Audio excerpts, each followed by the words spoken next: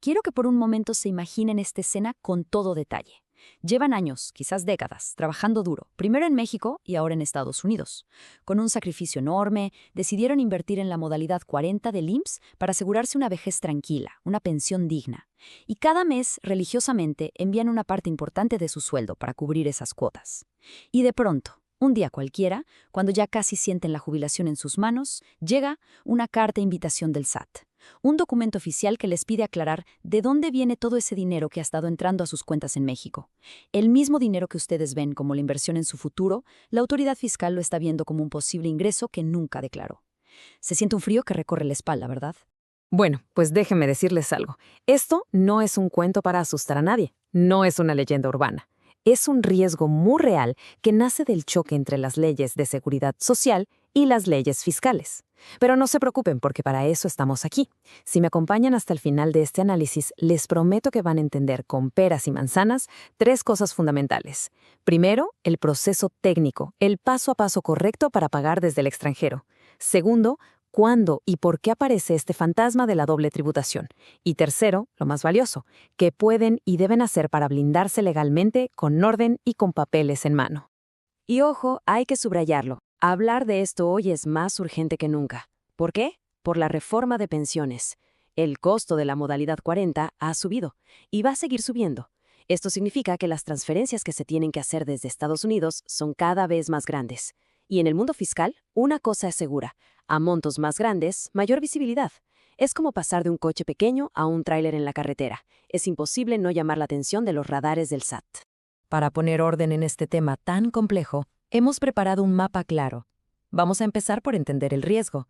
Veremos cómo chocan los sistemas, analizaremos un caso práctico, aprenderemos de los errores y, finalmente, les daremos un plan de acción concreto. Vamos a desarmar este problema pieza por pieza. Empecemos. Muy bien, entremos en materia. Para entender de dónde nace este riesgo, es clave comprender que no es culpa de una sola ley o de una sola oficina de gobierno. El peligro surge de la colisión, del choque de trenes entre tres sistemas gigantescos que operan por su cuenta, cada uno con sus propias reglas, sus propios objetivos y, lo más importante, sin hablarse entre ellos. Vamos a conocerlos. El primer sistema, y el que todos conocemos bien, es el de seguridad social, el IMSS. Para el IMSS, la modalidad 40 es un derecho ganado. Su único objetivo es que las personas, como ustedes, puedan seguir sumando semanas y mejorar su promedio salarial para alcanzar una mejor pensión.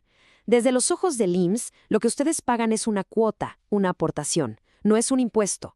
Para ellos, mientras el pago llegue a tiempo y con la referencia correcta, el asunto está perfectamente en orden. Fin de la historia. El segundo sistema es el bancario. Piensen en los bancos como los mensajeros. Son el vehículo que mueve el dinero de un país a otro. Pero atención, esta mensajería no es secreta. Una transferencia de Estados Unidos a México no es un acto invisible. Al contrario, deja una huella digital imborrable. Los bancos registran absolutamente todo. Quién envía, quién recibe, el monto exacto, la fecha. Son los testigos silenciosos de todas nuestras operaciones. Y por ley están obligados a reportar cualquier movimiento que parezca relevante o fuera de lo común a las autoridades fiscales. Y aquí entra el tercer sistema, el que nos quita el sueño. El fiscal. Hablamos del SAT en México y del IRS en Estados Unidos. A estas autoridades, se los digo con toda franqueza, no les interesa si el dinero es para la pensión, para la colegiatura o para el súper. Su única función es identificar ingresos y asegurarse de que se paguen los impuestos que correspondan.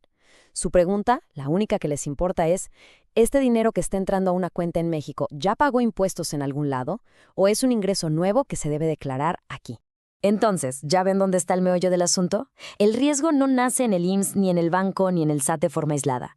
Nace justo en el cruce de caminos, en la intersección. Ocurre cuando tomamos una decisión puramente de seguridad social, como pagar la modalidad 40, sin detenernos a pensar un segundo en cómo van a interpretar esa acción los sistemas bancario y, sobre todo, fiscal. Es como jugar una partida de ajedrez en tres tableros al mismo tiempo, sin saber las reglas de los otros dos.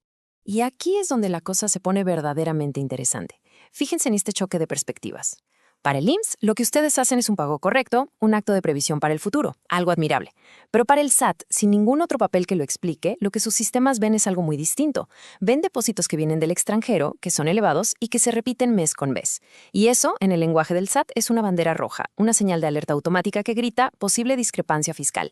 Para que todo este riesgo abstracto aterrice y se vuelva algo que podamos tocar, vamos a analizar un caso práctico. La historia es ficticia, pero créanme, está construida con pedazos de decenas de casos reales. Les presento a don Ernesto. A ver, sigamos la vida de don Ernesto. Él trabajó formalmente en México hasta los 54 años, juntando un buen número de semanas bajo la ley del 73. Un día lo despiden y, como muchos, se va a Estados Unidos a buscar nuevas oportunidades. Pasan casi 4 años, él enfocado en su nueva vida y sus derechos en México, acumulando polvo. A los 58, un familiar le avisa que está a punto de perder su derecho a inscribirse en modalidad 40. Actúa rápido, se inscribe con el salario más alto posible y empieza a mandar mes con mes transferencias muy fuertes para pagar las cuotas. Y a los 61, justo cuando sentía que su pensión ya estaba del otro lado, ¡pum!, le llega la famosa carta del SAT. Aquí hay un número clave. Un número que quiero que se graben a fuego. 5 años. Ese es el plazo, el periodo de gracia que nos da la ley del IMSS para conservar nuestros derechos y poder inscribirnos a la modalidad 40 después de que nos dan de baja de un trabajo. Don Ernesto estuvo a un pelo de que se le pasara el tren. Reaccionó justo a tiempo y, desde el punto de vista del IMSS, salvó su futuro. Pero, ¿qué pasó en el mundo fiscal? Que a partir de esa decisión tan acertada para su pensión, su comportamiento financiero se transformó de la noche a la mañana. Pasó de mandar quizás remesas ocasionales para la familia a realizar transferencias constantes y muy abultadas de miles de dólares a su propia cuenta. Este cambio tan brusco en su patrón de depósitos fue precisamente lo que hizo sonar todas las alarmas en los sistemas del SAT. Su estrategia de pensión, sin querer, lo puso en el radar fiscal. Y así, un día, al entrar a su buzón tributario, se encontró con esa notificación. No era una multa, no era un embargo, pero el mensaje era tan claro como intimidante. Estimado contribuyente, hemos detectado depósitos importantes en sus cuentas bancarias. Le invitamos a que nos aclare el origen de dichos recursos. Para él, la respuesta era obvia.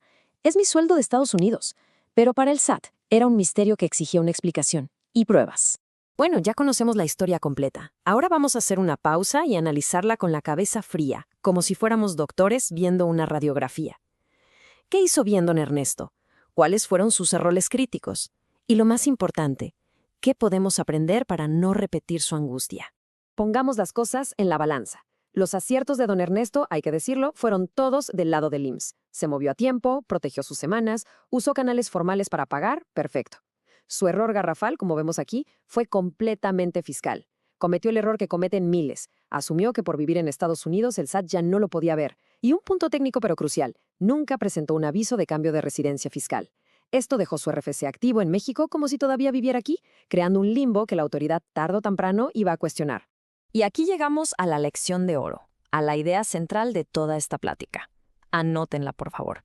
La estrategia de pensión de don Ernesto era, desde el punto de vista del IMSS, impecable, de 10. Pero una estrategia de pensión, por más buena que sea, está incompleta y yo diría que hasta es peligrosa si no va de la mano de una estrategia fiscal que le dé sentido y coherencia a todo el flujo de dinero entre los dos países. Y si alguien todavía se pregunta por qué esto es un problema que está explotando ahora más que hace unos años, este gráfico es la respuesta. La línea azul muestra el costo de la modalidad 40 antes y la naranja cómo se dispara en los próximos años. Para mantener el mismo salario de cotización, la cantidad a transferir es mucho, mucho mayor. Más dinero cruzando la frontera significa más visibilidad y, por simple lógica, un riesgo mucho más alto de que el SAT toque a su puerta. Muy bien, ya entendimos la enfermedad y sus causas. Ahora vamos a la medicina, a la solución. Vamos a convertir todo este análisis en un plan de acción práctico, una guía de pasos concretos, un recetario que pueden seguir para proteger sus ahorros y su tranquilidad. Primero, lo básico, el proceso de pago. No hay trucos ni atajos aquí. El IMSS les da su recordatorio de pago con una clave, una referencia y un monto. El camino correcto, el único, es este. Transfieren los fondos desde su cuenta en Estados Unidos a una cuenta en México que esté a su propio nombre. Una vez que el dinero llega a México, entran a la página de su banco mexicano y hacen una transferencia normal, un SPAY, a la cuenta del IMSS usando los datos exactos. Y por favor, guarden el comprobante digital. Olvídense de eso que llaman SPAY internacional. Eso no existe y es una fuente de problemas. Segundo, y esto es su seguro de vida, la documentación. Tienen que construir su propio expediente, su escudo fiscal. Hagan una carpeta, ya sea física o en la computadora, con la historia completa de cada pago. ¿Qué debe incluir? Los estados de cuenta de su banco en EUSD donde se vea su sueldo. sus recibos de nómina o su declaración de impuestos a la IRS, los comprobantes de las transferencias internacionales, los estados de cuenta de su banco mexicano donde se recibió el dinero, y finalmente, el comprobante del SPEI que le hicieron al IMSS. Esta cadena de documentos es su mejor defensa. Es la prueba irrefutable de que el dinero tiene un origen limpio y un destino legítimo.